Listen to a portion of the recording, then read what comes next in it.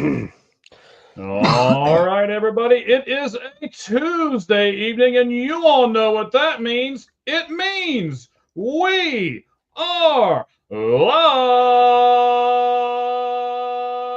Ladies and gentlemen, boys and girls, children of all ages, www.WeLikeSportsPC proudly presents to you its podcast tag team champions of the world.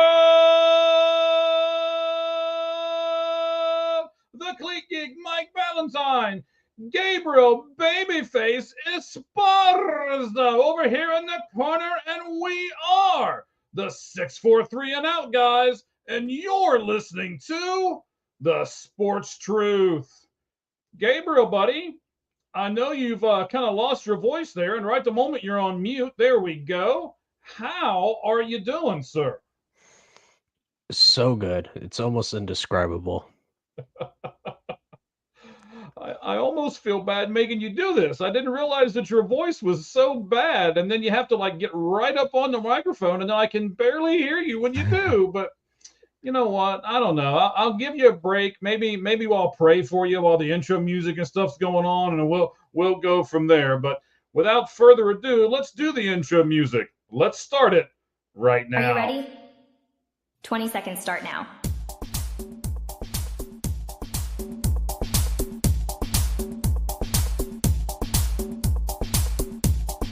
Ten seconds remaining. 5, 4, 3, 2, 1.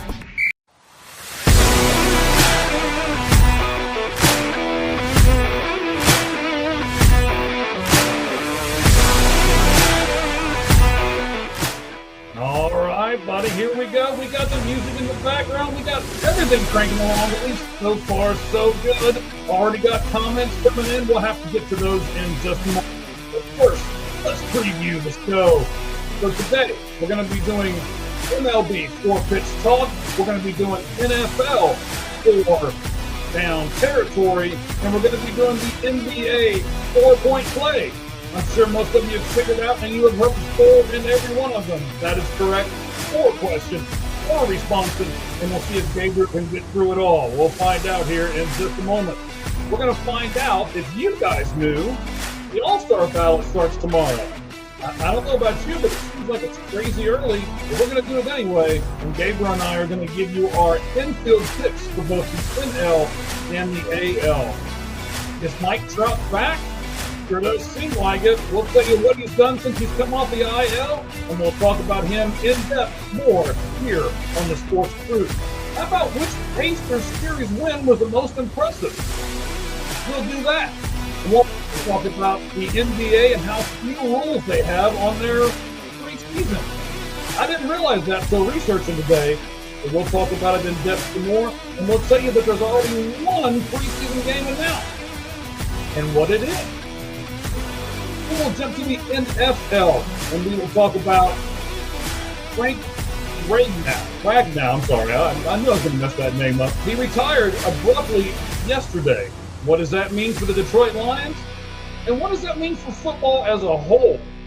We'll find out, and we'll look at all of that here as the Sportz Truth moves on. We're going to do that and a whole lot more. All right, so let's get to our comments here, Gabriel. I don't know, maybe, oh, there we go. Yeah, we'll shove some of these things. Look at that. Ricky Logan's on with us. Says, hey, fellas, how you doing, Ricky? Appreciate you coming on here with us, buddy. What is this? So we could burn a warehouse for the Pacers winning the East. I don't know. I don't know what that means. We're not burning anything down, all right? We're not doing any of that stuff. So, all right, we'll see how all this unfolds here. And we are going to get into the NBA first. So here we go. The NBA Pacers were not the favorite to make the playoffs, Gabriel, and I think both of us know that. Yet here they are.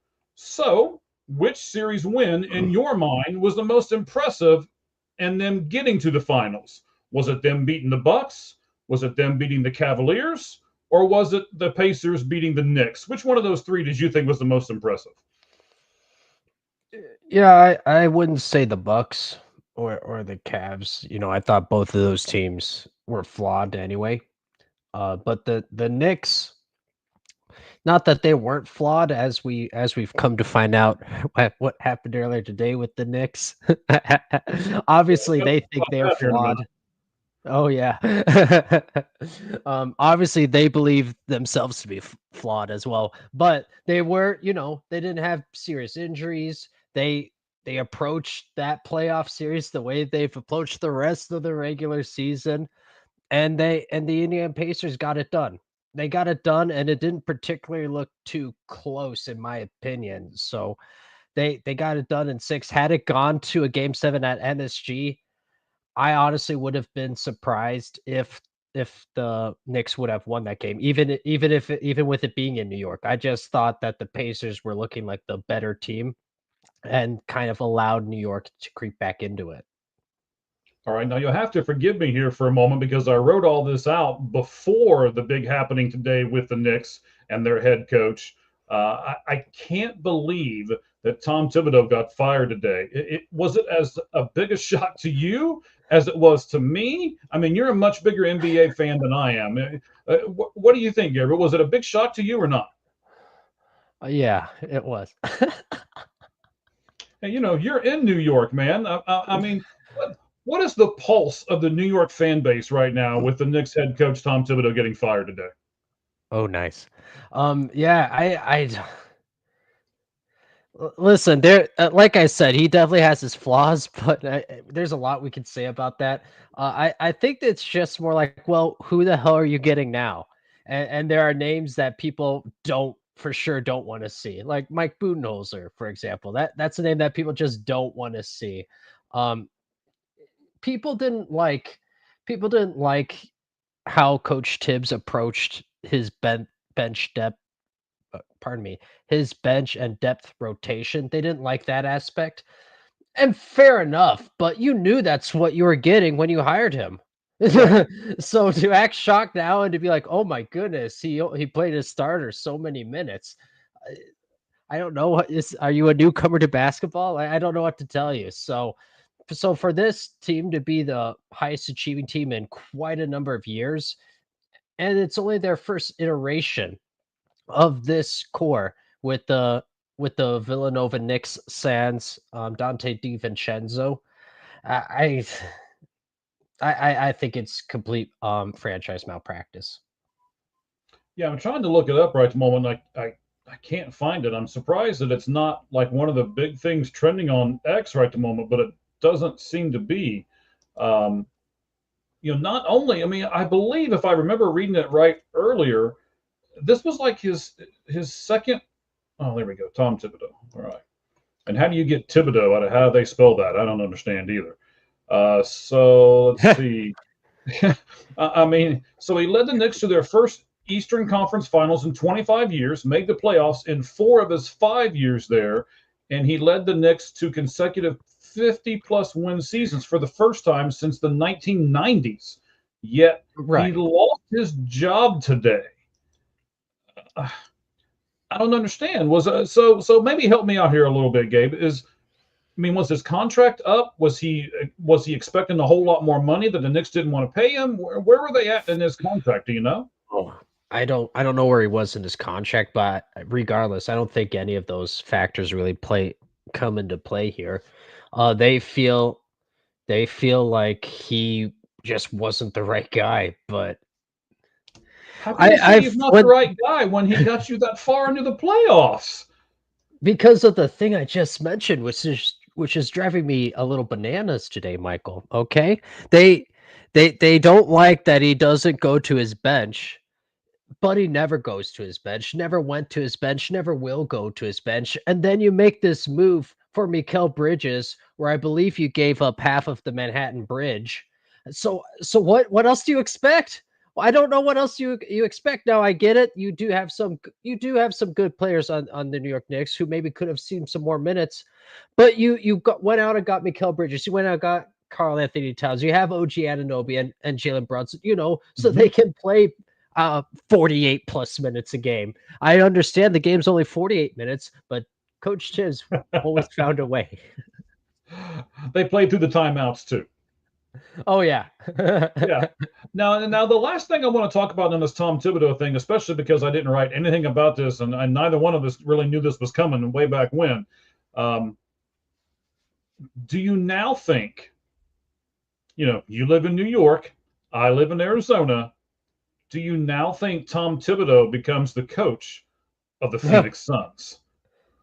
Oh. Oh, they haven't hired one yet. They were supposedly down to two guys, the two guys that are both with the Cleveland Cavaliers. You know what? I poked fun at your Suns last week for It's okay. the super trade, but if this were to happen, I would actually like this for you. I really would.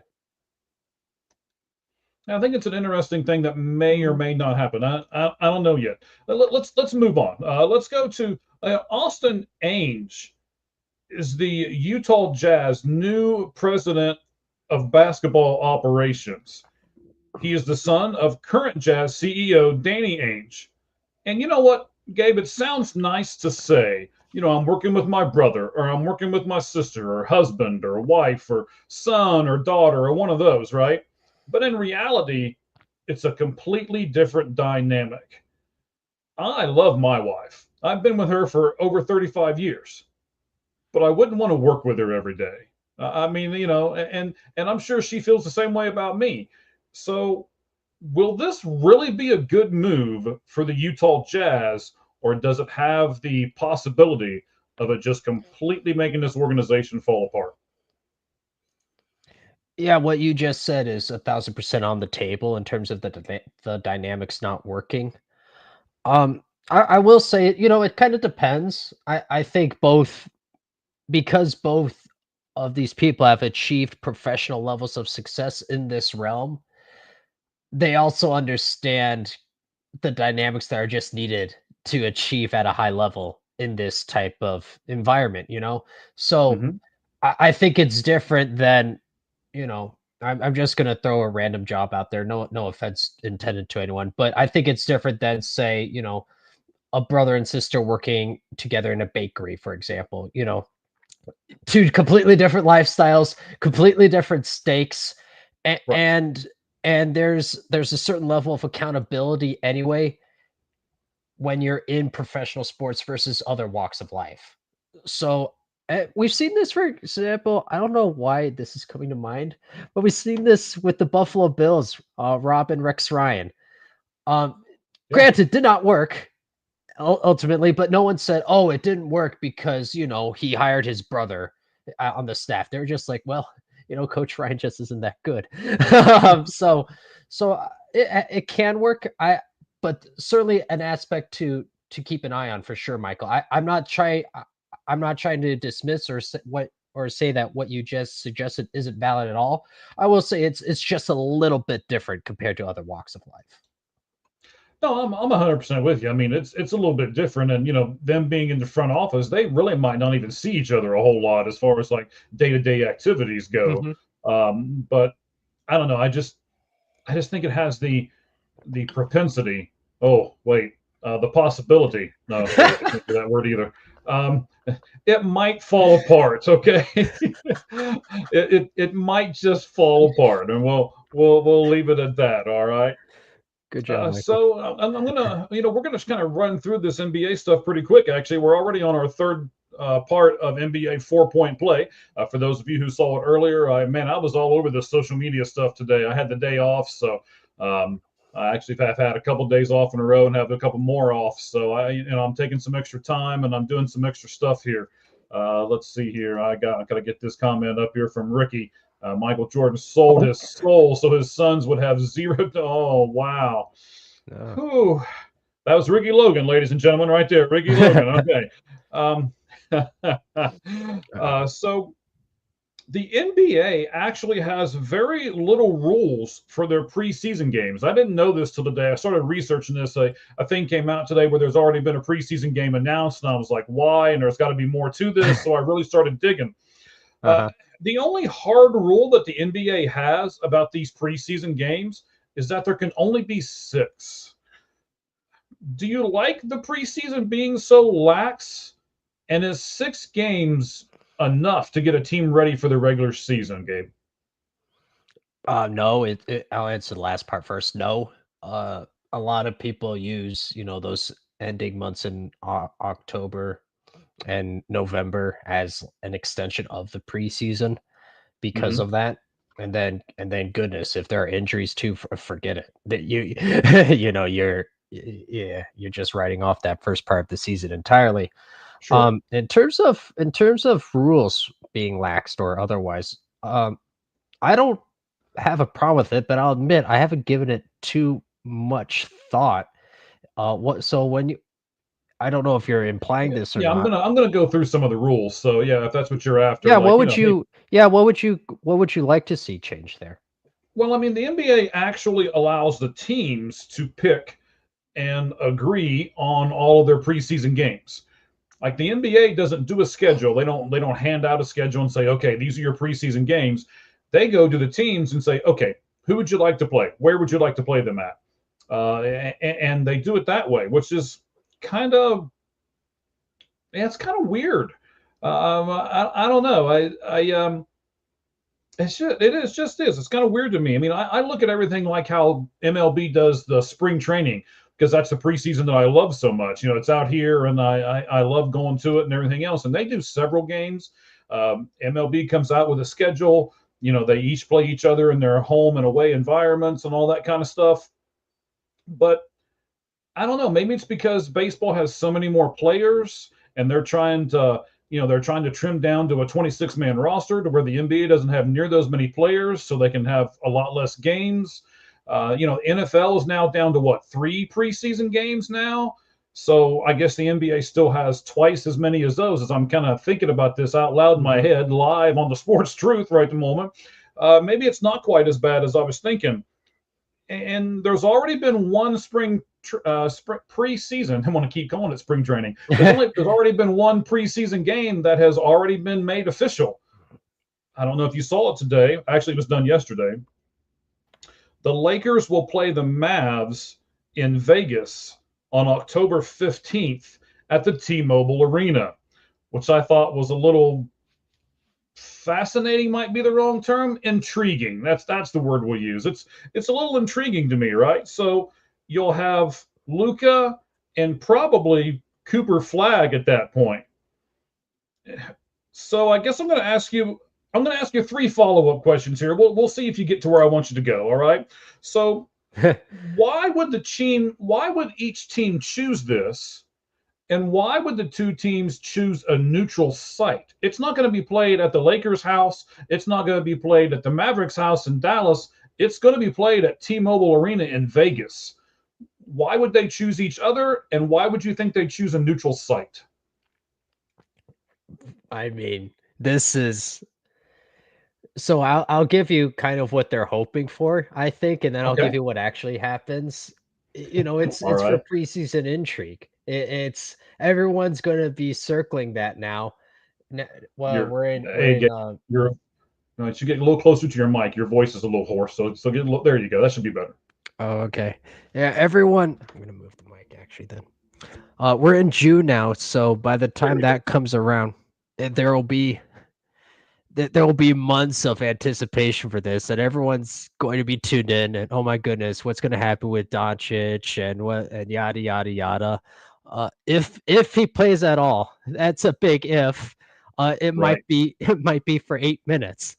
So it's largely going to be a completely non-factor whatsoever. But yeah, it drums up interest.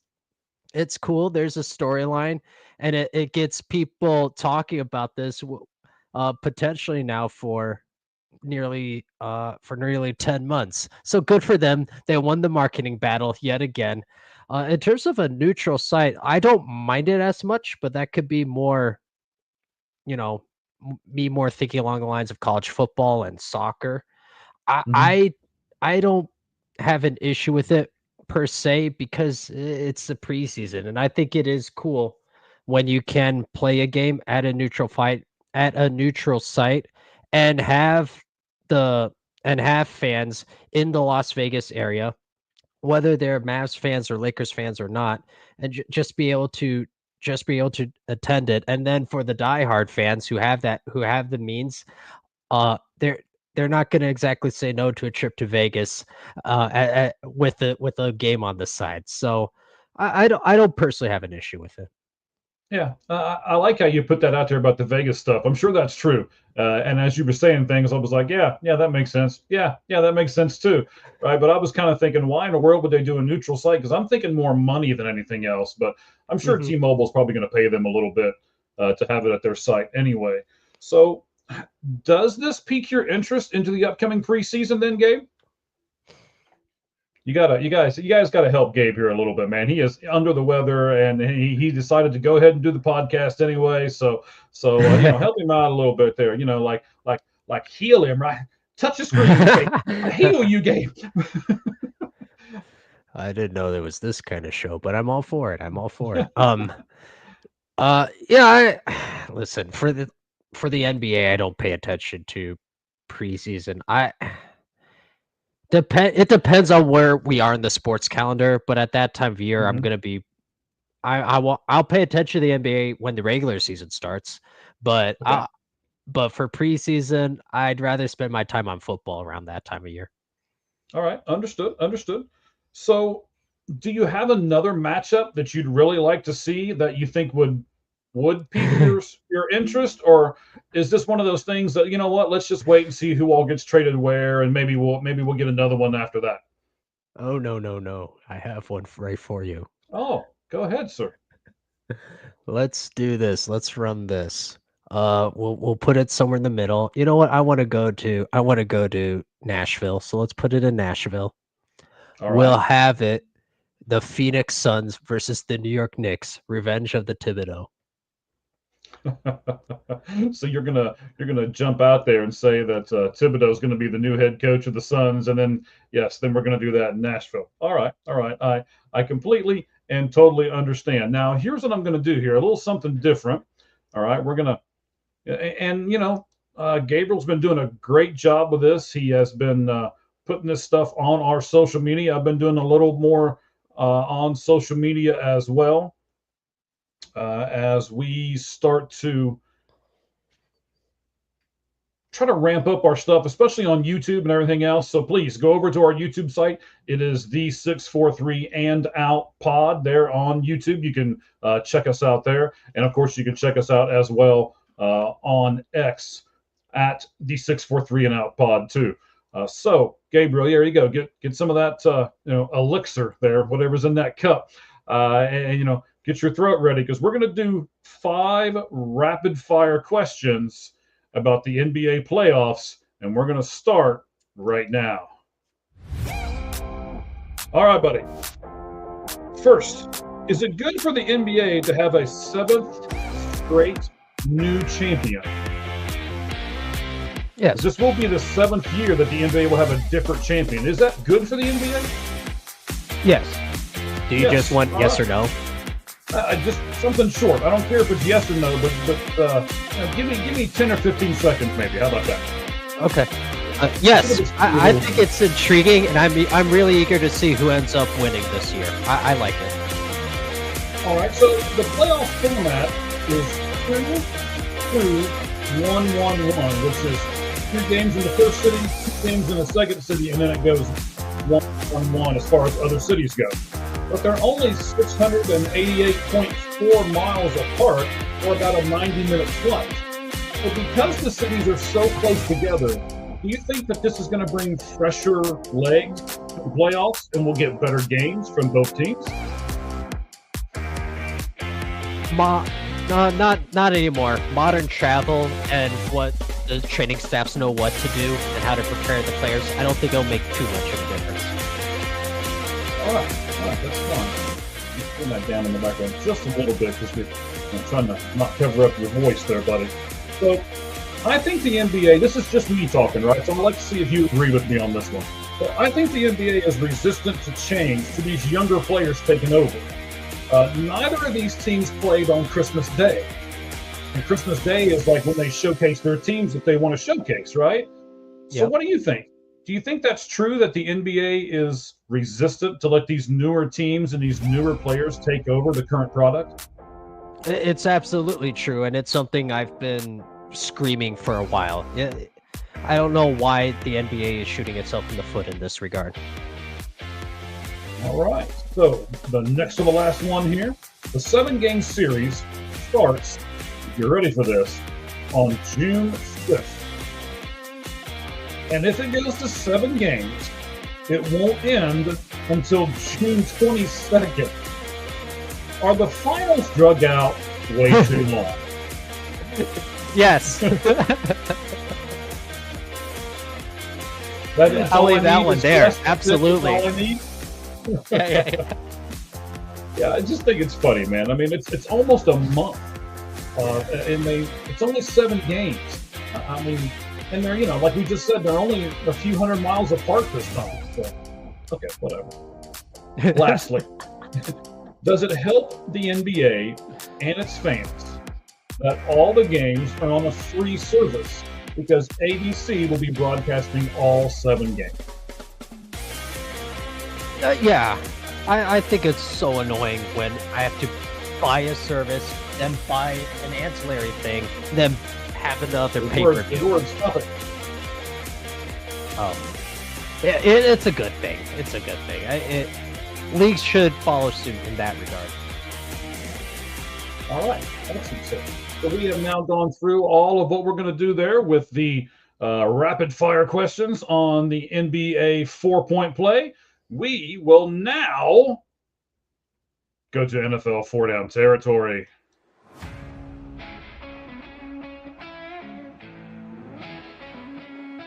I think I finally have this music thing down. Daggone, this is... It's sounding fine now. In my ears. In your ears? Well, that's all that matters, sir. Just your little golden ears right there. That's what matters to me. So in our NFL 4-down territory right now, for the next few moments, we're going to be going over Frank Ragnow and his departure from the Detroit Lions. We're going to look at what all he's going to be walking away from and what it's going to mean to Detroit and to the NFL as a whole. We're going to look at, I can't wait for this one, T.J. Watt versus the Pittsburgh Steelers. I got some really good questions for you I think you're going to like, and I think our fans are going to be able to sink their teeth into this one. Also, C.J. Stroud and Kyle Pitt. A funny thing, but neither one of them are participating in OTAs this week. We're going to talk more about it here in just a few moments. And lastly, we're going to look at a little bit of the gambling side of this because we're going to look at over and under win totals for this coming season in the NFL. And we're going to look at teams that have 9.5 wins and decide if you're going to go over or under. And believe it or not, there are 8 teams in the NFL that MGM has said are at 9.5 wins. So we're going to be doing a lot with it today, buddy. Okay, let's go to our NFL 4-down territory, and let's start with the Detroit Lions and Frank Ragnow. So he abruptly retired yesterday after 7 NFL seasons. 4 of them, he was voted as a Pro Bowler. He was ranked the second best center in the game last year by Pro Football Focus. His injuries included toe, ankle, knee, throat, and he played through a partially torn pectoral muscle last season. Should we give him credit for doing all that, or do we say that's the life of an NFL player? No, I think you give him credit still. A torn anything, and then if you're blocking a torn pectoral muscle, that's. I understand there's a certain grit of being an NFL player. I 1,000% get that, and it doesn't happen where a player just goes through a season without playing through something. Everyone does, but to play through something like that takes it another notch up. Okay. So let me give you his quote, first of all. I don't know if you heard his quote or not over on his... I'll tell you what, let me wait for the quote. So I'll give you this part first. He's walking away from 2 more contracted years. So he signed a 4-year contract 2 years ago, and he's walking away from the last 2 years of that contract. So in 2021, he signed a 4-year, $54 million extension where he got a $6 million signing bonus and a guaranteed $28 million of the 54. He also made $12 million in his first 4 years with the Detroit Lions. So basically, he's made $46 million total in 7 years. In his retirement, the player actually forfeits the remainder of his salary, but that cap money then becomes what they like to call dead money and still counts towards their salary cap. So this is our Twitter poll question. I'm going to pull it up here as you talk for me for a moment, because I had the computer over here and it went away, so I got to grab it back up. Should there be a rule that an active player must retire 2 weeks before the draft? And I ask this because right now, don't you think he's kind of screwing his team over by just abruptly retiring and going, yeah, you know what, I'm done. Go find somebody else to play my spot. I'll see you later. And I'm just going to give, I'm not really going to give any money back, because he gets to keep the $12 million signing bonus, but he is forfeiting the last 2 years of his contract. So that's why I ask, Gabe, should there be a rule that an active player must retire 2 weeks before the draft? Yeah, we had a similar conversation when it came to Andrew Luck. And if memory serves, this is now off the top of my head, so anyone listening, correct me if I'm wrong. But if memory serves, I believe Andrew Luck's retirement happened closer to the beginning of season than where we are at this point.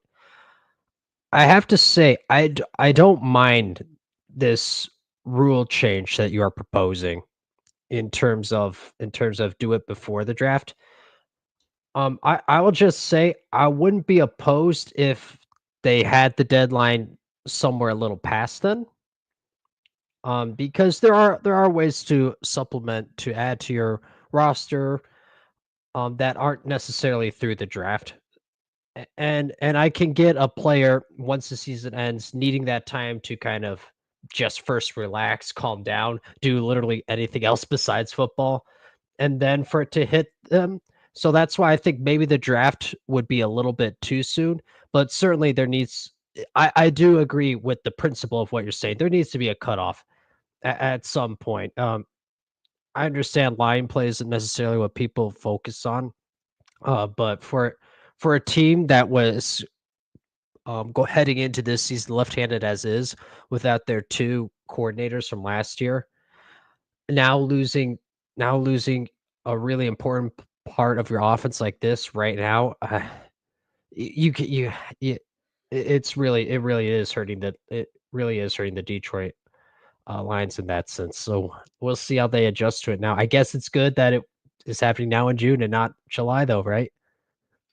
Yeah, it's true. So, I agree. We got you got JC comment here a couple times. So here we go. This is the latest one. He agrees with the principle of the new rule, which I appreciate you saying, buddy. But I also do agree with him when he said, hey, they did draft 2 linemen. They I don't know. I guess it's probably at least a 50-50 shot that they knew that this might have been coming. Maybe Frank came to him and said, hey, I'm going to try my best to go through the rest of this next season without my contract, but I'm just not 100% sure. So you may want to keep that in the back of your mind when you're doing stuff for the draft this year. And they've got a lineman or 2 that might be able to slide over to center and stuff like that. So, but he's still not going to be what Frank was. I mean, 7 years, 4 years being a Pro Bowler, ranked the 2nd best center in the game last year. You're not going to get a guy out of the draft that's going to be able to do that and take that position. So I'm also looking at our Twitter poll question over here. So we asked the same question to our fans. Should there be a rule that an active player must retire 2 weeks before the draft? Only 28.6 are saying yes, and that means 71.4% are saying no. I tell you what, man, you do this really good of picking the wrong answers, buddy. I mean, you are right on that. Now, I do want to give you this, right? So here's his quote right off his Instagram, and I happen to write it down here. It says, I have given this team everything I have, and I thought I had more to give. So I'm directly quoting him from his Instagram. But the reality is I simply don't. I have to listen to my body, and this has been one of the hardest decisions of my life. Now, Here's what I don't like about this. He can go on his little social medias all he wants and say whatever he wants. I've been working the majority of my 52 years, right? And a lot of it I do overtime, and I'm not trying to say that I take the beating of a football player, but he only takes the beating of a football player for a few weeks out of the year, if we're really honest with everybody here, right?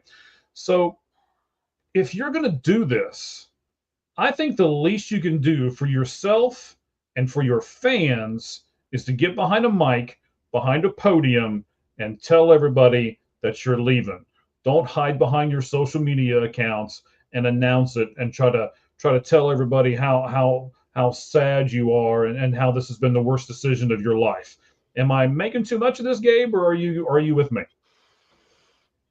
Yeah, I wouldn't. You're basically saying have a press conference and announce it there. One more time in at the facility. Yes. I wouldn't mind. I wouldn't mind that. I'll tell you the problem now.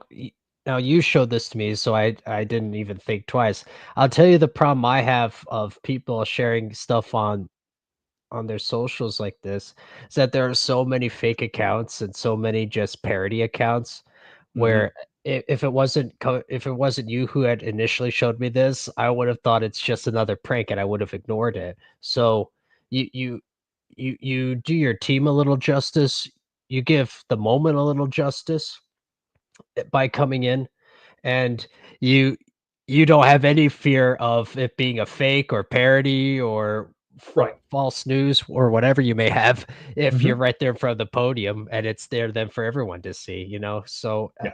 I don't I get Michael, we're in alignment here again Okay, for the that's second good. time. Now, what if he shows emotion? Because a lot of big, rough, tough football players, what we'll call them, manly men or whatever, don't think they can get behind a microphone and cry.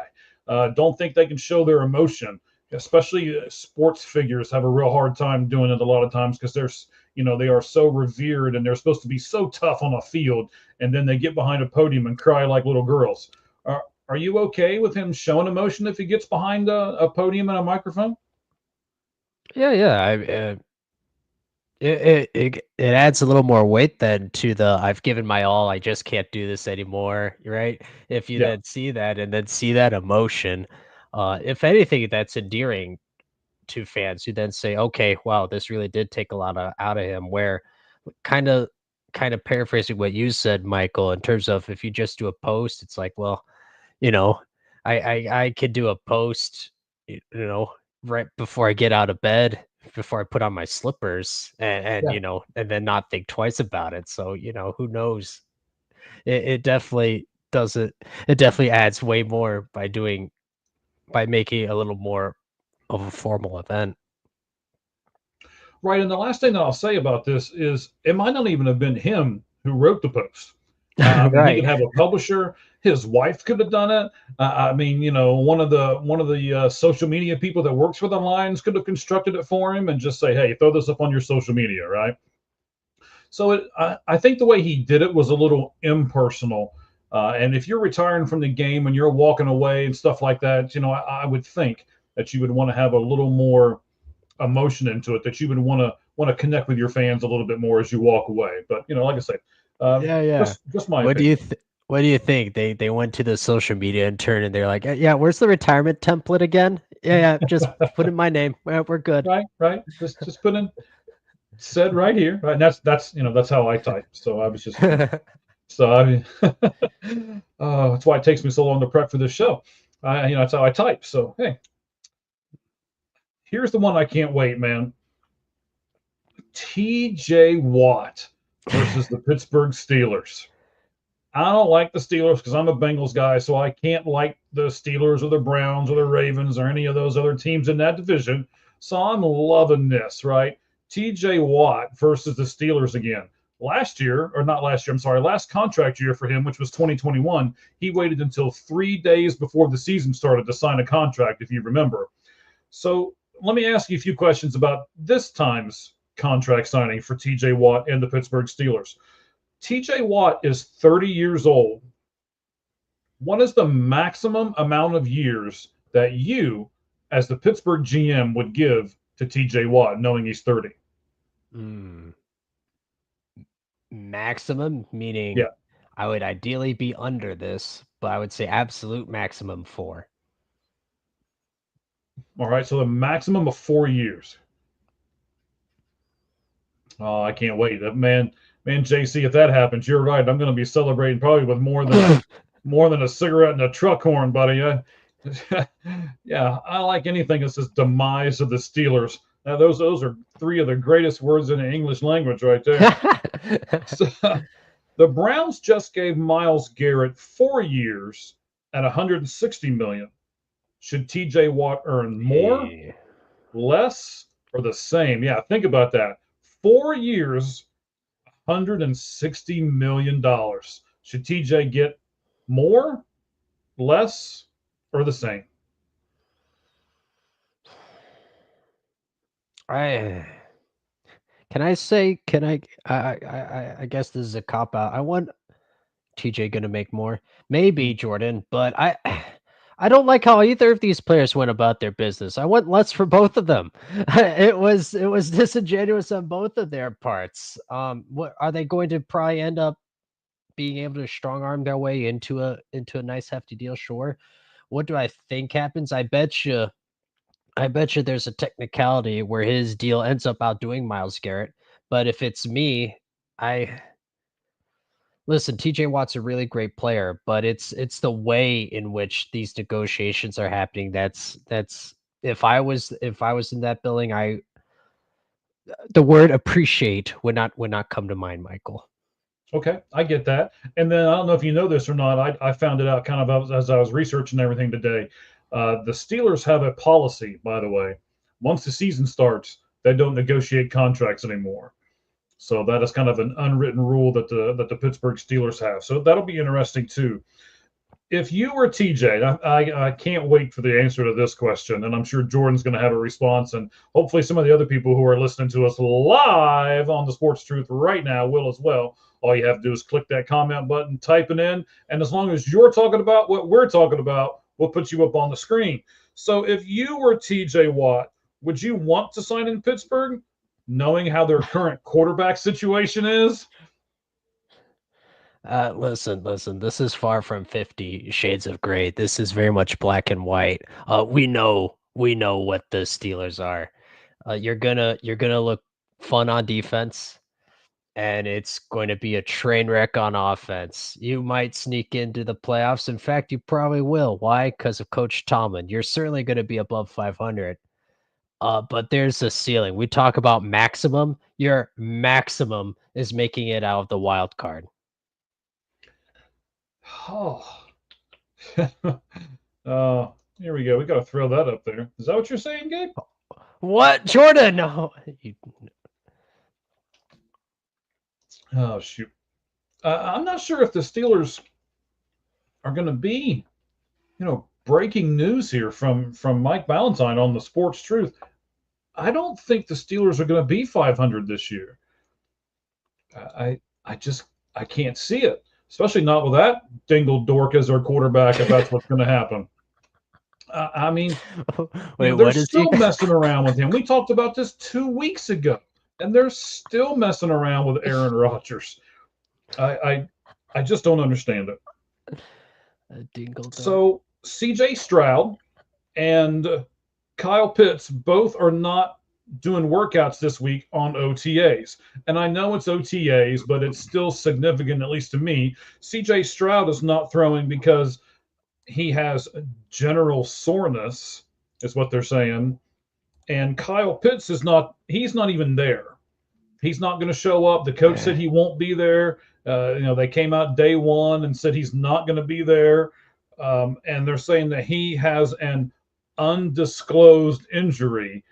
And they, again, in that press conference that the coach had, he basically said, we're not going to talk about it. Don't ask me what it is. I'm not going to tell you.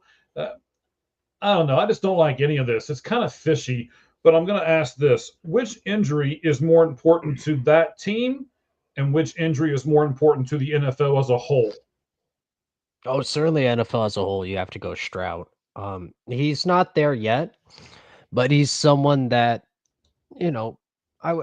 universal high approval rating, and it's a Texans team that is fun, that a lot of players, that a lot of well, I guess players too. I was going to say a lot of fans have respect for, players too.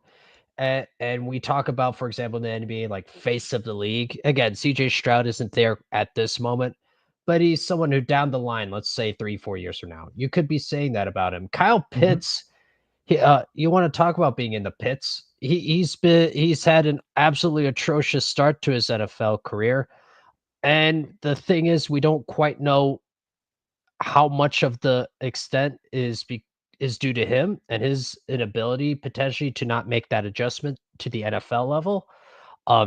Certainly most people are going to blame the situation that he's in. That so in terms of all of that, hopefully it's just precaution for CJ Stroud, but if there's someone that the NFL would wave their one-time magic elixir wand for, it would be Stroud versus Pitts. Okay. I agree with you. Obviously, Stroud's the bigger story to the NFL. I do think Pitts is probably a really big story to the Atlanta Falcons. I'm not saying they can't do anything without him, but he is a pretty big part of what they're going to be doing in the upcoming season. Obviously, CJ Stroud is to the Texans as well, but he's just doing general soreness type stuff. Them being quiet and almost secretive about Pitts tells me that there's probably something a little more going on with him than what there is with CJ Stroud.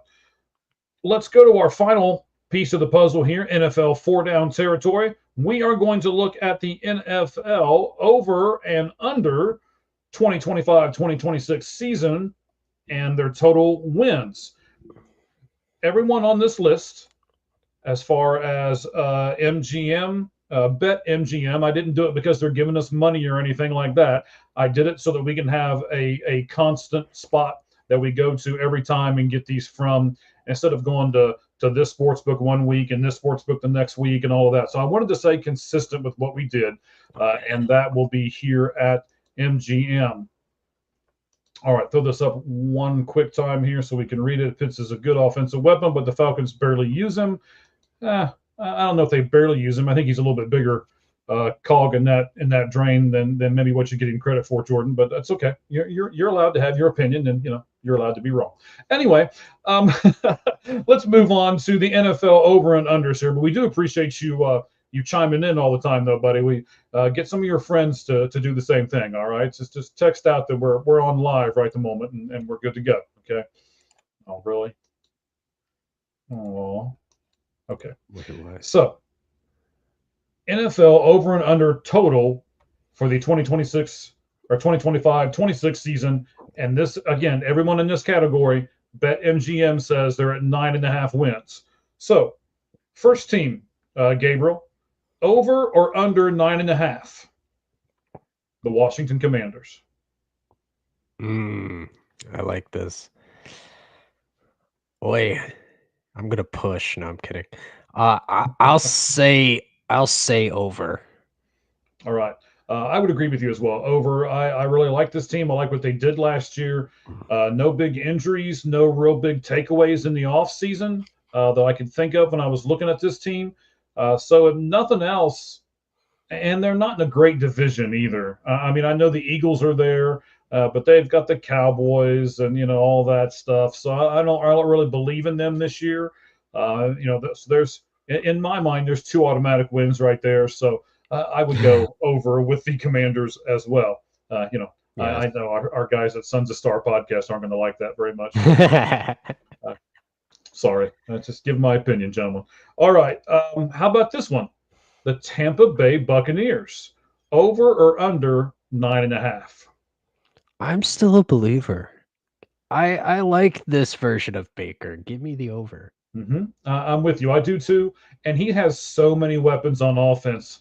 They fixed their defense a little bit. They went out and got a few players in the draft. I like what they did, and just kind of keeping this kind of short here on each one of these teams because there's 8 of them we got to get to here. I do like the offensive firepower of the Tampa Bay Buccaneers, so I'm going to go over as well. This one's an interesting one to me. I'm going to listen to you because I'm still kind of undecided as to what I'm going to do here. How about the Los Angeles Rams? Over or under 9.5? No, it's valid to have this number at 9.5, very much where it should be, and then it's equally valid to kind of be like, I can see it both ways. I'm going to side with the over, and my reasoning being that they are doing this all in push, as indicative by their offseason.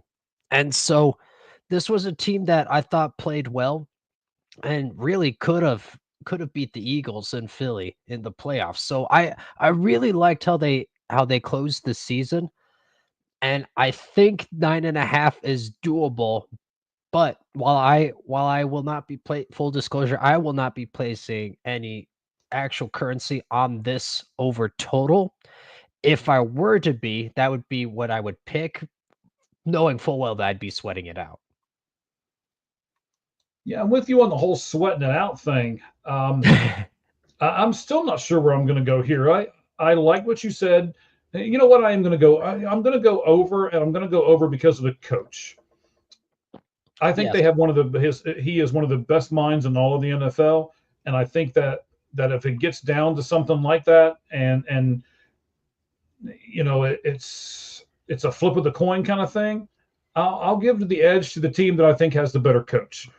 So I'll go Rams over. So both of us have gone over so far on Commanders, Buccaneers, and Rams. Oh, here we go. Look, football with cheese is with us now. Look out. Really cheese. Rams are going to win 11 or 12 games. Oh, man. Cheese. I'll just tell you here. Hang on. You know what?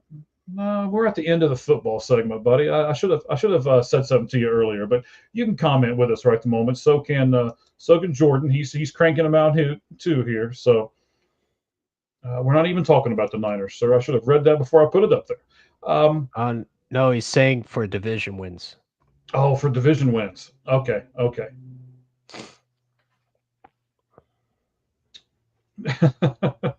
We might be, okay. We're not these big cheese analysts like you are, sir. So yeah, we might be here. All right.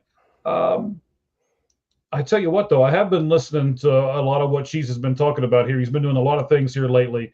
He's been taking each team and looking at the offseason breakdowns on them, and he's given you a really good insights over there. You can go to Football with Cheese on YouTube and see that. Just like the rest of us can. So thank you for shouting us out and being on the show with us, sir. We appreciate everything that you do for us as well. So Commanders, we went over. Buccaneers, we went over. Rams, we went over. This is the first one that I'm going to go under on because I just don't trust this team until they do it. I keep saying they're going to, and they keep not doing it. They keep letting me down, and that is the San Diego Chargers. Over or under 9.5? Oh, well. No, I like the Chargers. The LA Chargers now, isn't it? That's why you looked at me all strange, wasn't it? Well, I didn't know if you were doing a bid or if it was just a slip. Yeah, okay. Yeah, there you go, Cheese. I know, Cheese. I know, okay? But I'll give you your props here, all right? I was and by willing the way, to look Cheese, past just it. so you know, Washington is the Commanders, by the way, not the Redskins. If you watch the show very much, he'll know what I'm talking about because we watch each other's stuff all the time. Oh, okay. A little cross connection, inner Little joke cross play. connection there. 9.5, Gabriel. What do you think about the Chargers this year? Yeah, I like the Chargers. I'm going over, and last week was the under, Cheese. Last week was all the unders. These are just really good. These are good teams that are at a good number. Yeah, I would agree. And we got a few more here. We still got 4 more to get to. And a couple of these are really interesting, especially the last 2. I saved the last 2, actually the last 3. So let's go with the one that I think we can all pretty much get here. I'm going to go over on this one before not even going to try to set this up, besides the fact that, they're not in a very great division.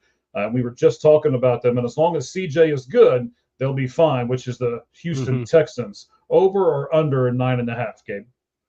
Yeah, just 9.5 seems low to me. I like over. Okay, and I like it too. I mean, again, it's mostly because of the division that they're in, but Mhm. I think Texans will be over 9.5. Here we go. We're gonna stir the pot here. As long as Cheese is still with us, you better get those fingers ready, buddy. The Green Bay Packers. Oh, goodness me. Oh, 9.5. Are they going to go over or under 9.5, Gabe? You know what? Cheese is right. We are taking the over too many times. Under for the Packers. Oh, oh, oh, oh! I think you heard him. We're trying to be unbiased here, Cheese. So we're trying. Okay. Let's see, over or under for the Packers. Wow. Um, I've really had a hard time with this one because I think that division is improved. Although I don't like what Minnesota did at the quarterback spot. I do think Chicago will be improved.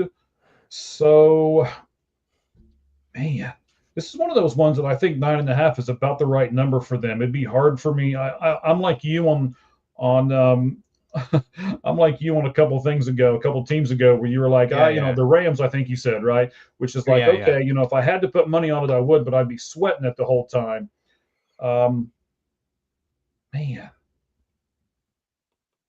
do I think that they can do it? Running back, quarterback, lineman. I don't think so, Cheese. I'm going to go under. Yeah, the Green Bay Packers are. It's not that they won't be as good. I think their competition is going to be better. Okay, he's really fighting for his Packers here. I Yeah, I'm respect not it. sold on Jordan Love though, and the I'm Bears not. are I'm going to not be either. better. All right. So I'm gonna go under as well. It's only the second one that I've taken under. So I've taken under on Chargers and Packers, but over on everybody else. Let's go Yeah, to our yeah. next to the last one. 9.5, Denver Broncos.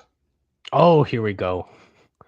Uh, this is so yeah. I again listen to the one from last week. It was the reverse. We did the 10.5 and I believe the 5.5 last Right. week, Then we drop down to the bottom. Yep. and I had mostly unders, and now this team I'm gonna go unders. It's not that I don't believe in Bo Nix. I acknowledge that he is a real person. It's that I don't believe in his abilities as an NFL quarterback. But I like the running back that they picked up in the draft. Um, hang on. I got to put this up there. Love's going to be a monster this year. Well, he might be eaten by a monster this year too. So, um, the Broncos are another one that, and the last one here we're going to get to in a moment is just the same for me. I'm going to go over on this because, again, I know they've got the Kansas City in their division, but they've also got LA, or excuse me, they got Vegas in their division.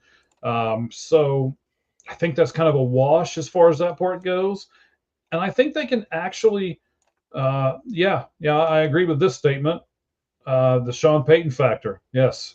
If I said it last time on the wow, all these football teams keep changing cities. All right. For the LA Rams, then I'll you know what I will I'll keep it real here and keep it 100 and say yes, because of the Sean Payton factor. I'm going to go over on the Broncos this year. So I want to be the first one I think that we disagree on. Over under. You're going to take the Yeah. under. I'm going to take the over. Let's do our last team, and then we'll jump into our MLB four pits talk here momentarily. The last team, 9.5 wins for the upcoming NFL season, is the Cincinnati Bengals. Wait, this is too rich. You cannot responsibly have the over on this. If you have the over on this, it's because you're a fan of offense and you like Joe Burrow. Fine. I totally get that. But this is a team. I mean, come on, they're a bad half away from from kicking Zach Taylor out of the building. This is just not a good team right now that can get it done when it needs to. I think it'll be the under. Look at you, Cheese. Oh, I'm looking somewhere else. I'm getting the music ready to go into our MLB stuff. She says over for the Bengals. Hang on, we got all kinds of stuff happening here. I'm trying to do stuff. We got all kinds of these comments coming in. I love this, man. We're doing fantastic right now. Our numbers have jumped up quite a bit here in the last few minutes, so we're good to go here. Yeah. One last one, under. So we got an under, we got an over, we got a way over. Gabe has said no. He's going under as well. I'm going to use your words against you, actually, Gabe. I'm going to throw this one up there, and then I'm going to go away from this screen for a second. So if you put a comment up here, give me just a second to get back to it. I am a fan of offense. I'm not one of these big guys that says defense wins you championships, because I've heard that the Ravens have tried to do it, and I mean they've won, but they only get to a certain point. So I really think, and I understand, the Bengals are going to have to score 30 to 32 points probably a game because their defense is not great. It's mediocre at best. So I'm still going to go over because it's 9.5. And maybe I'm doing a little bit of a homer here because I am a Bengals guy, but kind of like Chiefs was taking the over on his Green Bay Packers. Man, if you're a fan of that team, I might not put money on them, but I've got to tell everybody that I'm going to take the over. All right? Yeah. You have to. It's responsible. I do. I have to. 100%. That's exactly the way I'm looking at it. So that's what I'm going to do here. And now we're going to jump into our MLB 4-pitch talk.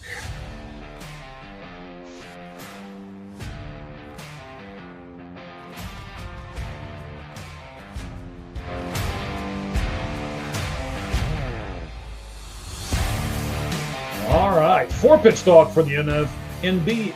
Now, man, I think I've been doing way too much live stuff today. I've done a lot of live stuff today. So we go in MLB 4-pitch talk. We're going to do our All-Stars first, which Gabe and I are each going to pick NL and AL infield All-Stars. Next week, we're going to do outfield All-Stars and DH as well.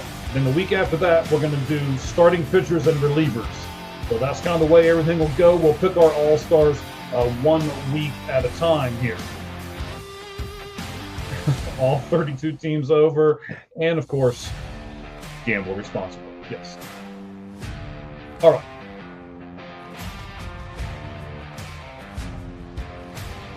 We're going to go right into this one.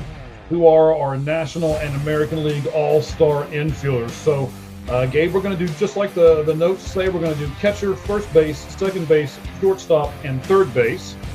Let me get everything put together over here on the computer that has faded out on me.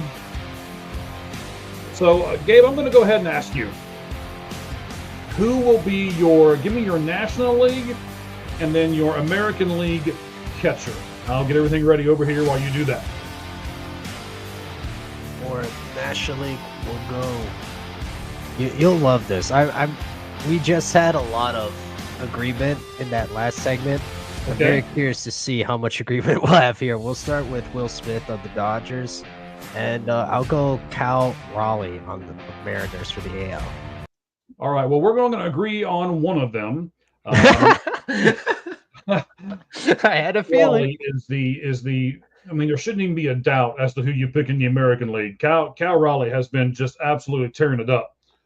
In fact, you're going to see the light fade away a minute. Let me see if I move this around here for a second. What am I sitting that on? Nothing. I got to get a bigger desk. Okay. So Cal Raleigh, yeah. I mean, not even a thought process here as I get things pulled up here off my database.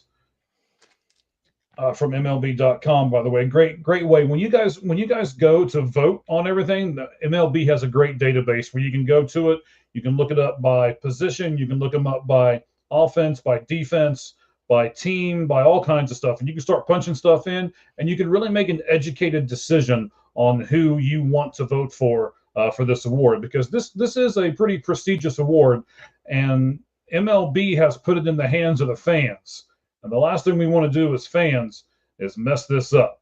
So I would say you go over to MLB, it's /stats, and then you can get some stuff from there. So Cal Raleigh has been at 59 games. He's got 39 runs, 56 hits. He's got 10 doubles, 23 home runs, and 45 RBIs. He has struck out 69 times, but get this, a catcher has 6 stolen bases as well. Yeah, I mean, it's Cal Raleigh, and to be honest with you, it's not even close. So I'm going to preference this by saying every team, let me click that down.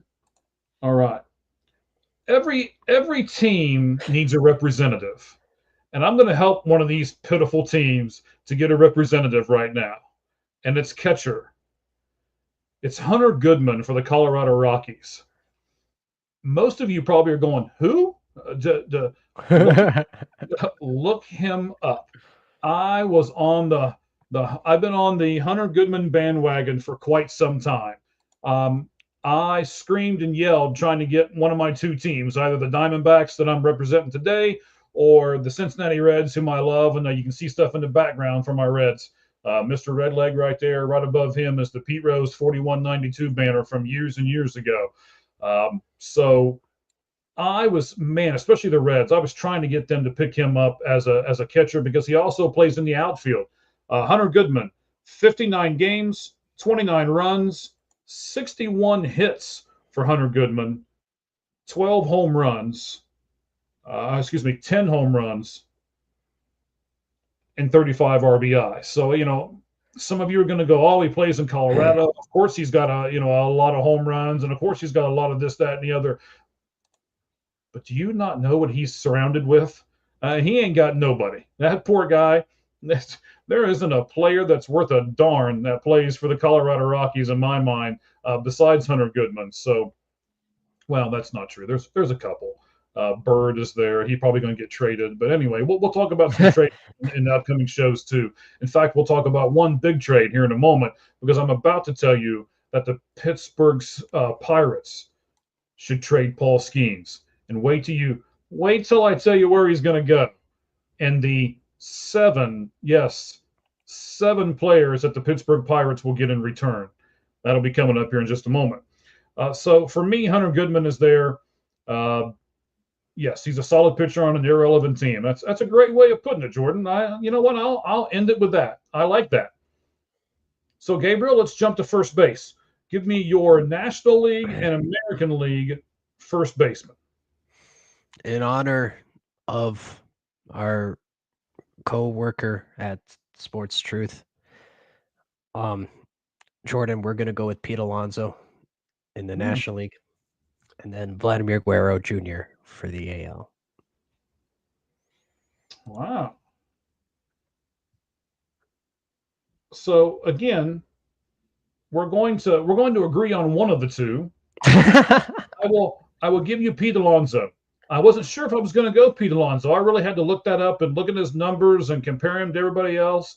But in my opinion, yes, Pete Alonso is a little bit better than some of the other people there in the National League. I'm not sure. I mean, he's a New York Met, so he's in a big market city. So I'm sure he's going to get a ton of votes. But the guy who I hope beats out Vladimir Guerrero at first base, is Detroit, Spencer Torkelson. He is having a fantastic year off of a 2-year stint. And I don't know if you know this, Gabe, but the Detroit Tigers almost released him at a certain point last year. They were getting so fed up with him. He wasn't doing well. He was not performing up to his level. I do know that he's an ASU grad, so he's kind of a little closer to my heart here at the Valentine House. But I like it. Yeah. So Spencer Torkelson, Let's see here. 35 runs, 49 hits, 14 doubles, 14 home runs, and 42 RBIs. If you look at Vlad has the same number of runs, a few more hits, 4 less home runs. No, daggone it. 6 less home runs, 4 less doubles, and what are we looking at here? Wow. So Torkelson has 42 RBIs and Vlad Guerrero only has 28. So I think Spencer Torkelson should get the nod there at first base for the American League. And I apologize. I know I'm doing this back and forth thing, and the mic's over here and the computer's over here. So I'll try to do a little bit better as far as memorizing those stats and looking back and forth so that you guys can all hear me here. All right, let's go back and let's do second base. American League, National League, second base. Gabriel, what you got? I'm curious if we'll have any alignment here. So far, we've been 1-1. I'll Okay. go Brendan Donovan and Jose Altuve. Did you just say Jose Altuve? I did. Do I need to come through this thing and smack you? Do you know what team he plays for? Do you know what he has been and done and means to this? Oh, my gosh. He doesn't even play second base anymore. He plays left field. Oh, you can smack me then. Okay, good. Thanks for giving me permission. Hang on.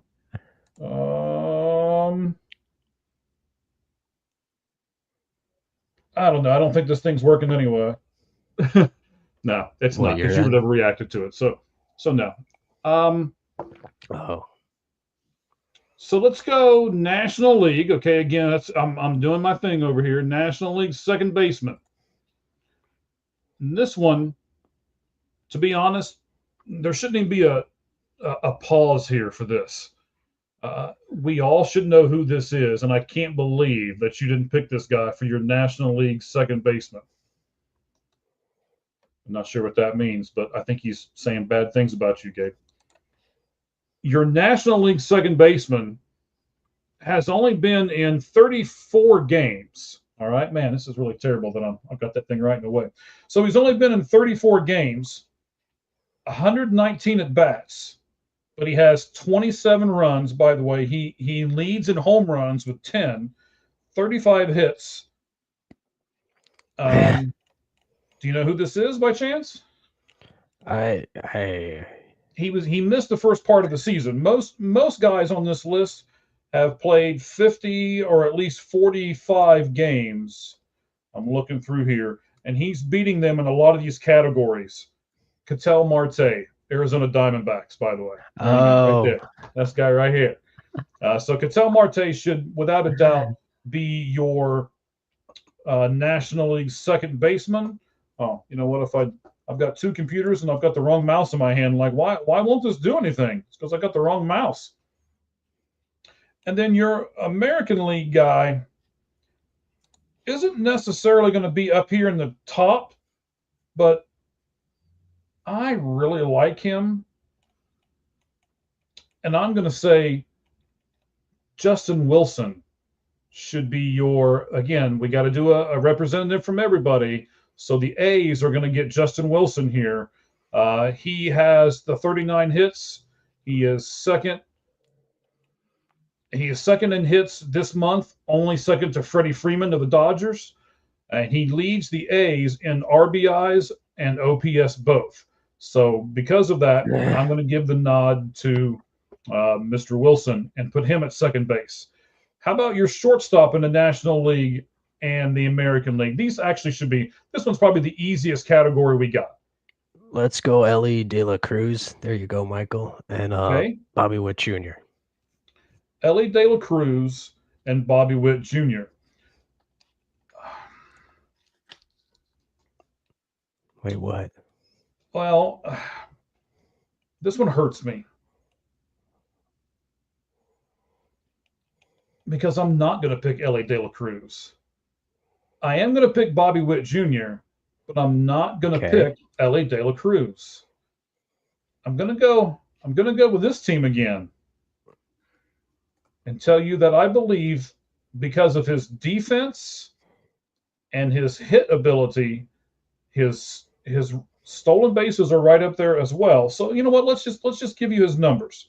All right. So this guy has been in 59 games, 29 runs. Ellie has 47 runs. A big difference there. He's got 58 hits. Ellie has a few more at 62. He's got 13 doubles where Ellie has 11.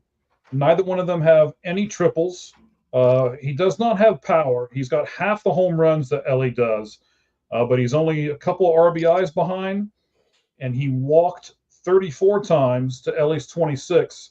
And Ellie De La Cruz has struck out 74 times, while the guy that I'm going to pick has only struck out 29 times. He does not strike out. It gives you a very quality professional at bat, and that's Geraldo Perdomo. I'm going to pick him as my and it's neck and neck for me. But if you look at overall stats, I like Perdomo, and here's the other part of this equation. I know Ellie's going to make it. You know, Ellie's on all the posters, he's on all the pictures, and I love Ellie De La Cruz. I'm not telling you I don't. But I'd really like to see Perdomo get his flowers and get put into the All-Star game. How about third base? And, you know, I said that shortstop might be the easiest one. Shoot, this one might be easier shortstop now that I really take a look at it here. But so third base for the National League. Go ahead, buddy. Oh, Lindor has been playing his best early season. Well, that's great. That doesn't mean that you get the nod over everyone else just because you're having a great year, but congrats to him. Let's go Manny Machado, and then this one we're going to agree on. I know we will. Alex Bregman. I mean, how can you look anywhere else? How can you look anywhere else? Well, we're going to go 0-2 here because I'm not going to agree with either of your third basemen. Oh man! Oh, and see now you upset Jordan. Oh, you are right. That's a good catch by you, Jordan. Yes, that's right. It's Jacob Wilson. You're 100% right. I said it wrong. You're right. Yes, that thing as well. Lindor has been playing his best early season baseball, and that is what Gabe said. And then he asked you a very intricate question here. Oh, wait. This one was. I skipped over it. Do you need to be smacked with a cricket bat? Now, I don't know why he wants to smack you with a cricket bat. I mean, a baseball bat will do a lot of damage. I don't know. We'll see. So he's doing all kinds of stuff here. Ellie, I love, but his inconsistency ticks me off. Yep, I agree with that. And he says Perdomo has had his all-star flowers. He has, but I want him to get more. All right, they're blooming again, sir. They're blooming again. So let's go to third base here. It's our last category since we're going to do all of our infielders. I'm sticking with this team. I know they're not doing great offensively, but if you take everything and look at it, you realize that. So Matt Chaplin and Austin Riley have 10 home runs apiece, but Eugenio Suarez has 16. He's that guy that you kind of sit on the bench to me and wait. And if you're down by a run or two, and it's like, okay, buddy, come in here and smack us a homer and let's see if we can get back into this. I think that's your guy. Now, that probably means that he's not starting, to be honest with you, as far as how the All-Star game is structured. But I think Gino needs to be in the All-Star game, and it's not just. I'm sorry, I clicked off that too soon. It's not just because I'm a homer and I've got tons of his autographs in this room behind me that you just can't see. I really like him, and I think he's playing really well this year. So let's give you some more Gino stats. 38 runs, 50 hits. He's got 12 doubles as well, which leads everybody but Manny Machado, by the way. Manny Machado has 17 doubles. I didn't realize that until just a couple seconds ago. That was your choice for third base. I'm not a big Manny Machado fan, so I'm probably never going to pick Manny Machado for third base. I just don't like the guy. I don't like his arrogance. Fair enough. And his cockiness, but okay. Fair enough. And then, let's see here. Suarez also has 44 RBIs, and the next closest guy to him is Austin Riley with 32. So he is killing it with home runs and RBIs, and I do think that he needs to get his shot. Now, I know you're the Boston Red Sox guy, and you almost have to choose Bregman because you're a Boston Red Sox guy. But there is another third baseman. Hold on, let me get his stats pulled up here. I don't even have to look at his stats. And I can tell you there's another third baseman that needs to be picked over top of Bregman. He plays for the Cleveland Guardians. Jose Ramirez needs to be your representative at third base for the American League. Mm-hmm. But I will say, looking at their stats, they're pretty much neck and neck. I'm a little more surprised at this. I know this is terrible television. I keep pulling this laptop over here. Bregman's been in 51 games. Ramirez has been in 6 more at 57 games. So runs, Bregman 32, Ramirez 37. Hits, Ramirez has a whole lot more hits, 71 to 59. Bregman has him in doubles at 17 to 13. Ramirez has 1 triple, and Bregman doesn't have any. They both have 11 home runs. RBIs is Bregman, 35 to 29. Walks, Bregman 22, Ramirez 20. And strikeouts, Bregman has struck out more, 42 to Ramirez's 25. And also, probably the thing that kind of pushes me over the edge here is Ramirez has 16 stolen bases, and Bregman doesn't have any. So, I'm sorry, he has 1. He has 1. So, the shock is that he has the 1. Right. Just my interpretation here, but okay. So let me get back to some of these comments here, and this is fair, Jacob. Yes, Suarez just needs plate discipline. Yes. I may do a really good breakdown on Suarez. I was at the game the other night. I don't know if you saw any of the pictures or the tweets that I did out from it. I love to sit way up top. And let me give a shout out to First Tix. That's 1 ST is in first, and then TIX. If you want to, if you are a first responder, they also have Vet Tix as well. They spell it VETTIX. They have great deals where you can go on there for our servicemen and women who we abundantly support, especially with the hat that I know Gabriel has on today. You can go on those 2 websites. Thank you for the display of the hat there, buddy. We love it. And you can get some tickets for really good pricing. And I want to thank them for being able to do that for me. I was able to take myself, my wife, and another first responder that I work with and his wife. We had a great time, and it was all because of them. So I appreciate that. But being up top, you can see a lot. I like to be able to be up here, and I know you can't really see it because of the camera angle that I've got over here. But being up top and being able to see down on everything, and then the scoreboard is literally like eye level right across from you, which those 2 things I love. You can actually look down and see the ball crossing over home plate. You can see a lot of different things when you're up top like that, and I love being up there and seeing all that stuff. So I did put out a post. I guess it's not called a tweet anymore because it's X and not Twitter, but of how I love being up there, and that wasn't a ruse. That was my true feeling. I love being up there and seeing everything like that.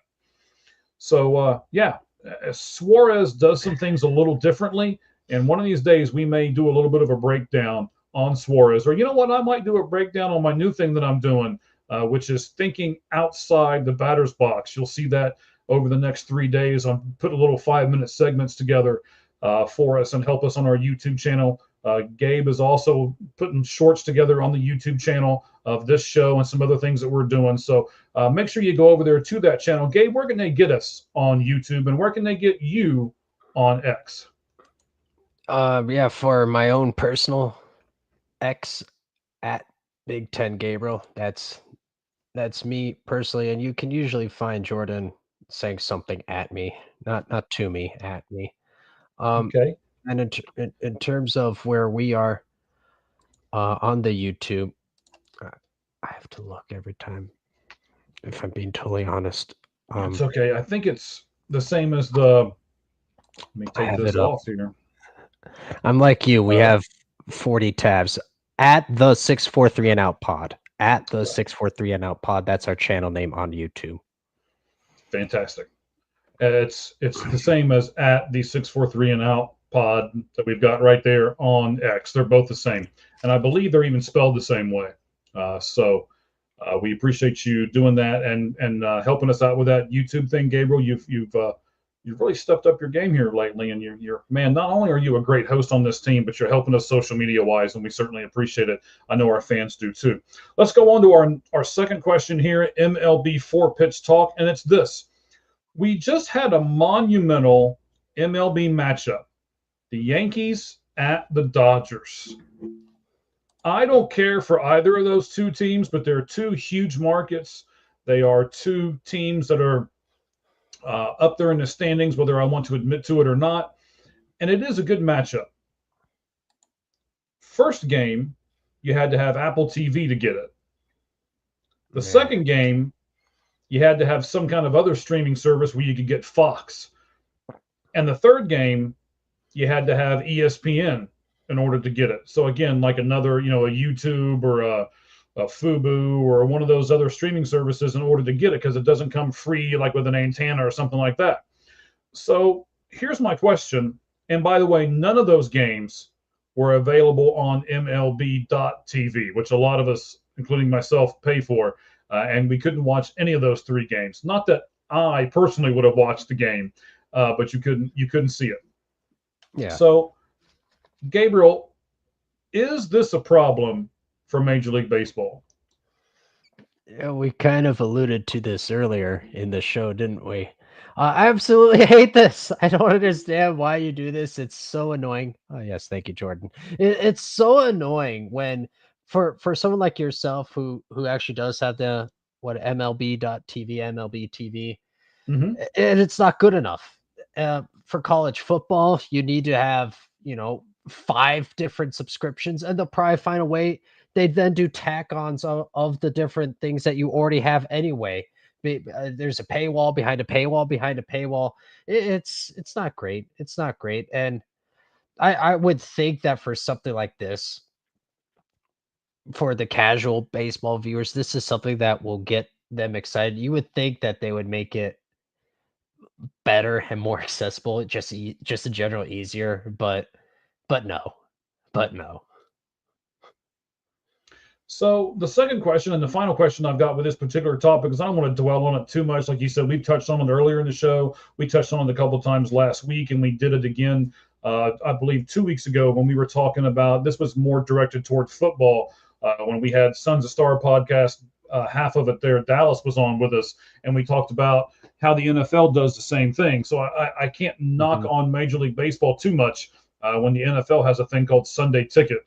And does a lot of the same stuff when they do, Sunday night, Monday night, Thursday night, and you gotta buy all these different packages to get all these different things. Right.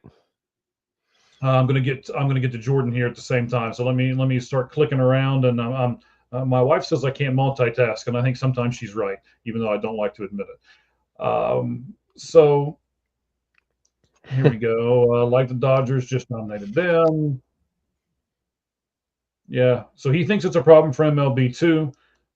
Streaming is in chaos. And the last one. So piracy is coming back. All right, buddy. Thank you for all your comments. Those of you who are with us and are thinking about saying something and are thinking, you know what, maybe I'll type something in there. Go ahead and do it. Type it in, hit enter, and let's get you a part of the show here. So is it because it's too early in the season, maybe, Gabe, that people just really weren't into it? Because I didn't hear a lot of flack about this from anybody. I didn't read a lot from writers or anything like that. Nobody really seemed to pay attention to this. So maybe it's too early in the season. Is that what it was? I'll tell you what I think it was. A lot of the baseball fans that are 50-50 or that would probably tune into this, we're in the heat of college baseball right now.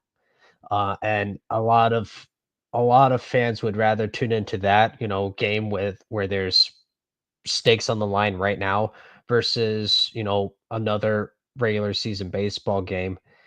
And as is, maybe you were, maybe you found it entertaining, but the games themselves didn't end up being that great. Anyway, so Sure. so when you look at what college baseball has provided, some really great games. College softball Yes. had some great moments as well. So that's why I think a lot of the baseball writers, all the baseball people, they just turn their attention to something else. So I guess the MLB is kind of making this bet that, for the few that are willing, we're gonna make you pay. We're gonna make sure that we get our due from you.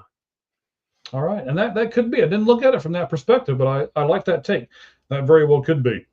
Man, I can't wait to talk about this for a few moments, even though it was kind of the downfall of your Red Sox yesterday. But boy, I didn't watch this game initially, but I actually stayed up late last night. I watched some of the highlights, and I'm like, oh, I got to watch this whole game.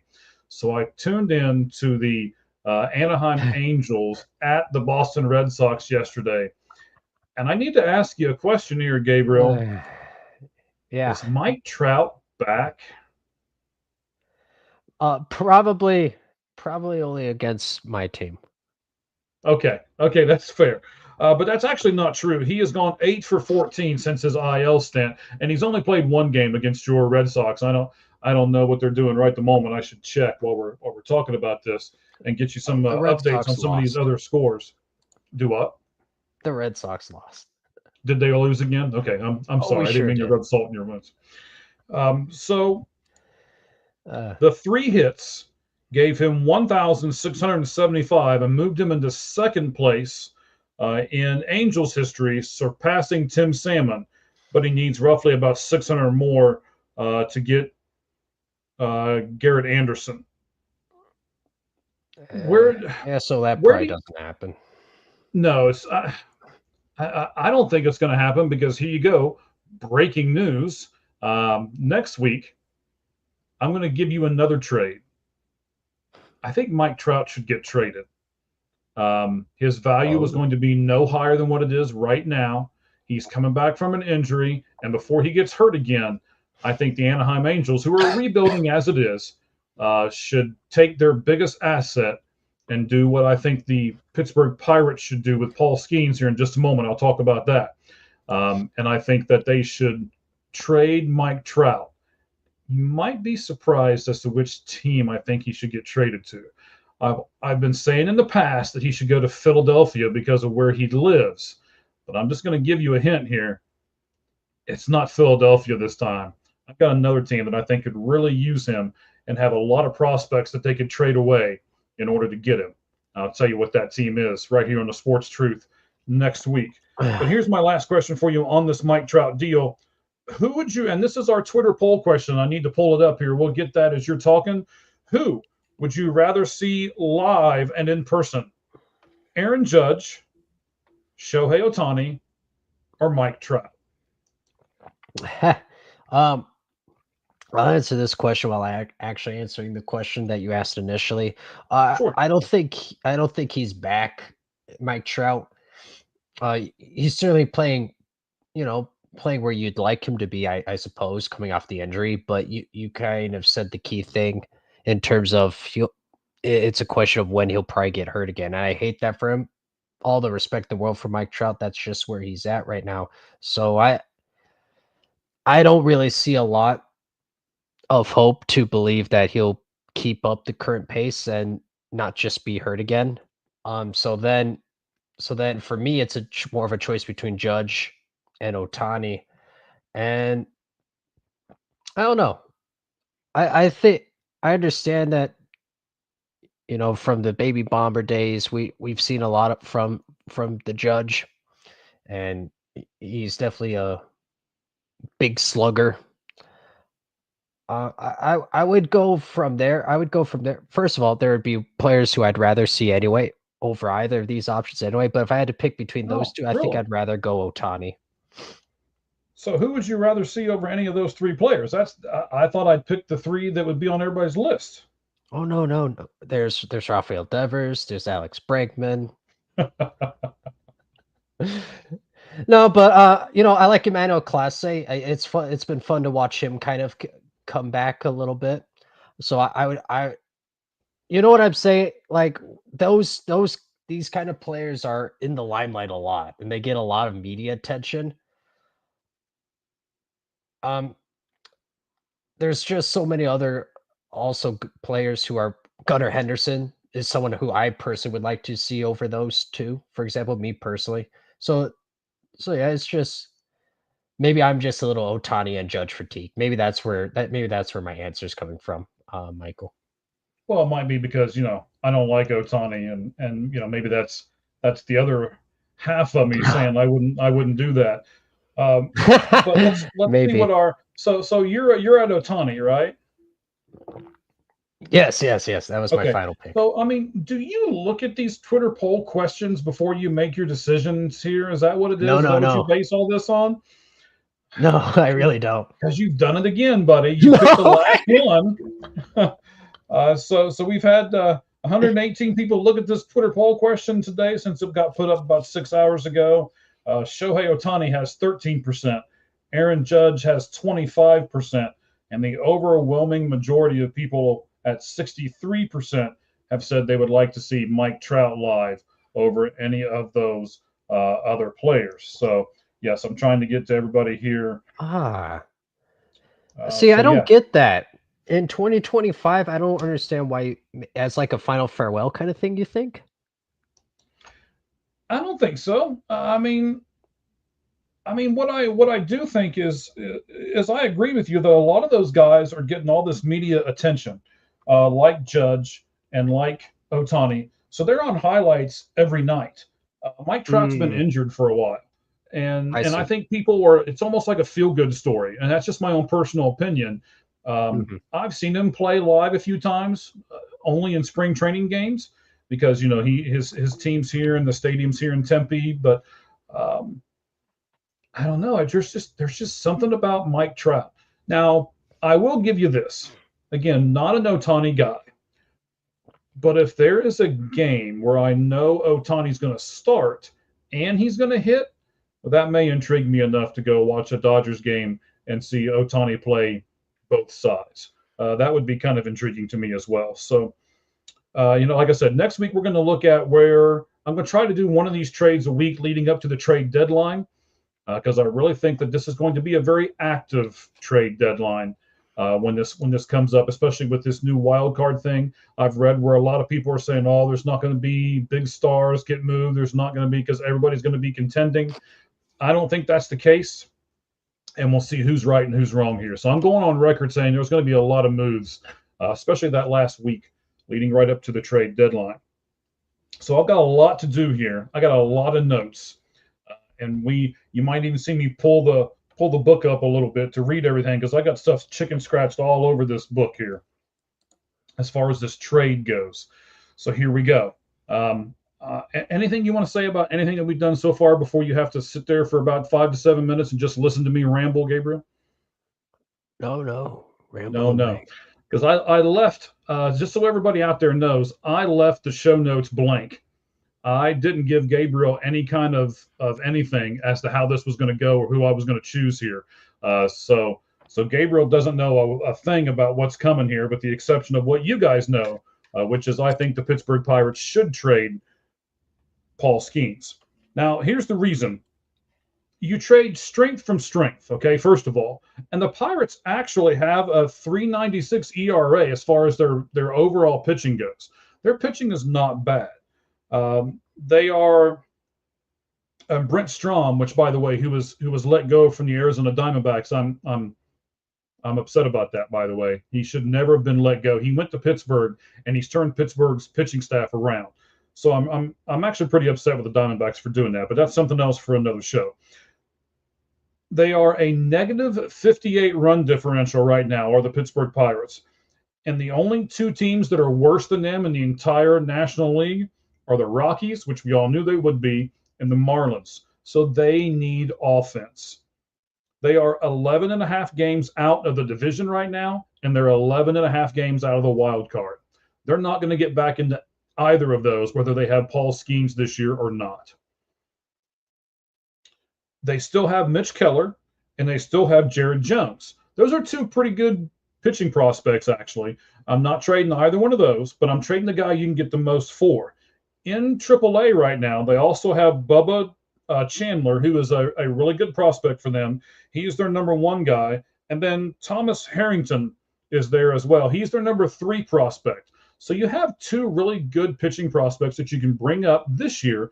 Let them get beat up. Let them take their lumps while they can. And then they improve, and you go somewhere next year or the year after or the year after. So you combine Mitch Keller, Jared Jones, and then these other 2 prospects, and I think they can still have a pretty good pitching staff, especially with Brent Strom at the helm.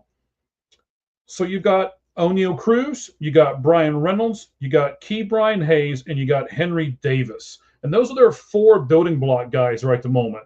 So Cruz in center, Reynolds in the outfield as well, then Hayes at third and Davis at first. But they don't have a first baseman, a second baseman, or a shortstop really that have performed well. So when they make this trade, they need to get some infielders. And like I said, if you're ready for this, this is a 7-for-1 trade. Here we go. Think about this. The Pittsburgh Pirates trade Paul Skenes to the Detroit Tigers. And they have Tarek Skubal as 1 and Paul Skenes as their number 2. And just tell teams in the playoffs, bring it. I got my 1 and 2 guy. Remember when Arizona did it? When they went Randy Johnson, Kurt Schilling? This could be better than Randy Johnson, Kurt Schilling. This is Skubal Skenes. Here is what the Tigers would have to trade, because they're going to have to do a haul, and they're going to have to trade all 7 of these guys to the Pittsburgh Pirates for Paul Skenes. So they trade their number 1 prospect, which is Max Clark. He's a hit-over power guy, speed and defense. 26 steals last year in 73 games in the Florida State League, but he's only a single-A guy. They would also have to trade their number 2 guy, Kevin McGonkel, I believe is how you pronounce his name. Him and Max Clark went to the exact same school in college, and they wanted to be chosen together. They will want to go to the same place together now. And Kevin was born in Pittsburgh, Pennsylvania. The third guy that they have to trade, another prospect, their number 5 guy, Theron Lizanzo, I believe, AA first baseman. Again, now they're going to get, so they've got an outfielder, they've got a shortstop, and they're going to get a first baseman. Clark and Kevin are both single-A guys, and Lizardo is a AA guy. They also get their number 7 prospect, Jaden Ham. And I know you guys don't know a ton about prospects, and you're like, okay, you're boring me right now. Give me a second. He's a AA pitcher, got a 4-picks mix with a fastball, curveball, slider, and change. He is probably either a really good bullpen guy or he's a number 4, number 5 guy. From the roster, and yes, they're going to have to trade them 3 more players that are actually on the Detroit Tigers roster right now. Those guys would be right-handed pitcher Ty Madden. He's 403 Ks and 131 walks. Big strikeout guy. Now, he is currently on the 60-day DL, but I believe he could be their closer of the future, because I also believe the Pirates should trade Bendar and get something for him too. Jace Jung, the brother of Texans Josh Jung. He was their number 1 pick out of Texas Tech a few years ago. And listen to these numbers at Texas Tech, and he's done pretty much the same thing as he's going up through the farm system. 328, 468, 647. 32 walks, 147 RBIs, and 39 home runs in 136 games in his college career. That's getting it done, ladies and gentlemen. Lastly, they need 1 more pitcher to kind of finish everything out. So you're going to have your 2 guys from down below. You're going to have Keller. You're going to have Jones. Yes, Jared Jones. And then you're going to be able to add a couple of these guys to him as well. And the last guy, and this is their wild card. And when if they don't make this trade, you need to watch this guy. If you're in fantasy baseball right now, you need to pick this guy up today, right now. Sawyer Gibson Long. He is probably going to start against Chicago White Sox tomorrow. Slider, 4-seam, change, sinker, and a cutter. He's not overpowering. He's a control and a finesse guy, and he could be their number 4 starter. So the Pittsburgh Pirates trade Paul Skenes a guy they're not going to pay anyway, and we all know this. Do you really? Does anyone out here in our viewing audience right now really think that the Pittsburgh Pirates are going to pay Paul Skenes $400 million plus? No, the Pirates can't hit. I like it 100%. Yes, sir. I'm sorry, I was looking at all my notes and making sure I had everything good, so I wasn't paying attention to these things as much. And they can't develop hitters. They have seemingly not been able to over the years.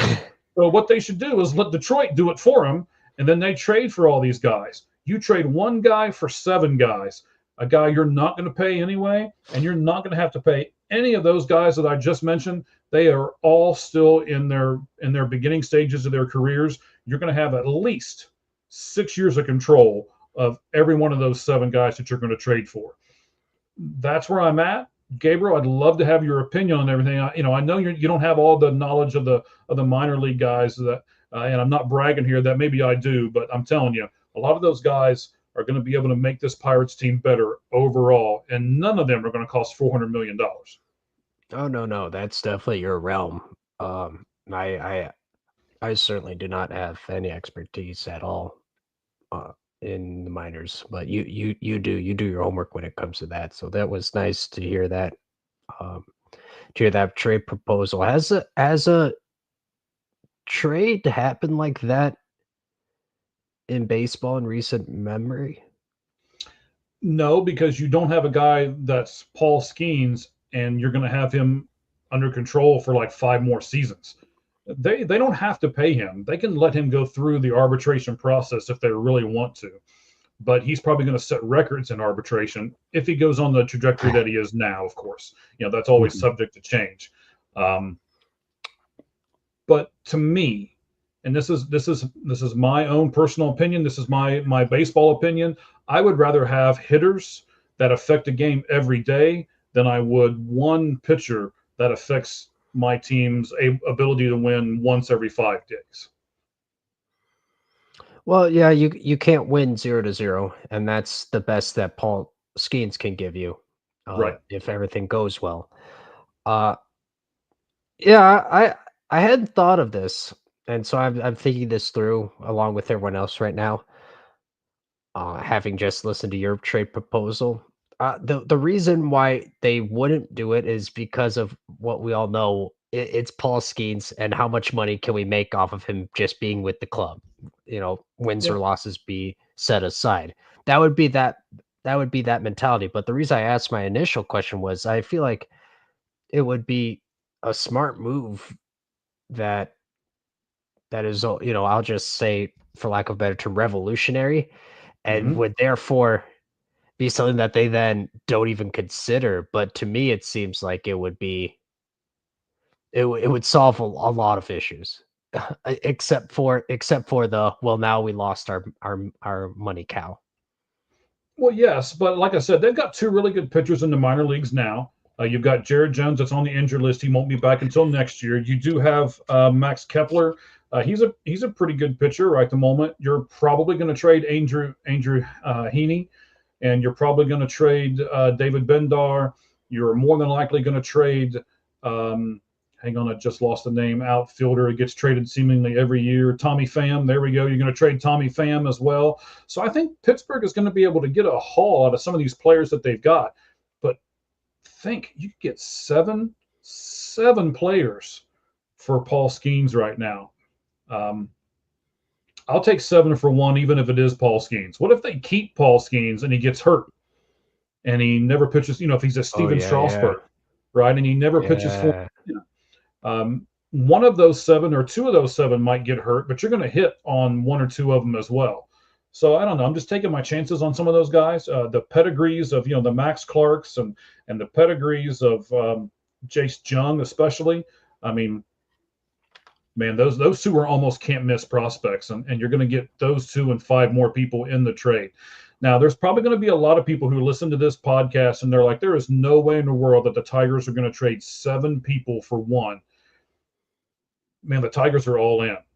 And if they can do what the Diamondbacks did a few years ago when they got Johnson and Schilling, and they could do Skubal and Skenes, that's almost like you win 2 out of every 5 games and don't have to do anything else. So it's an interesting concept. It's an interesting trade, and I think that Detroit would do it if given the option. But again, that's all of this stuff is Well, and then we get to see Skenes play meaningful baseball. and wouldn't that be better for MLB and better for the fans as well? I hope a version of what you outlaid comes to fruition. I hope the exact version of what I outlaid come to fruition because I'm going to break my arm patting myself on the back. So, oh shoot. So that's our show for this evening. I certainly appreciate you, Gabriel, being on with us. Tell us, well, you know what? I'll do it for you. At Sports Pulse 100 is where you can get Gabriel, and also your personal account is Big Ten. What is it? At Big Ten Gabriel.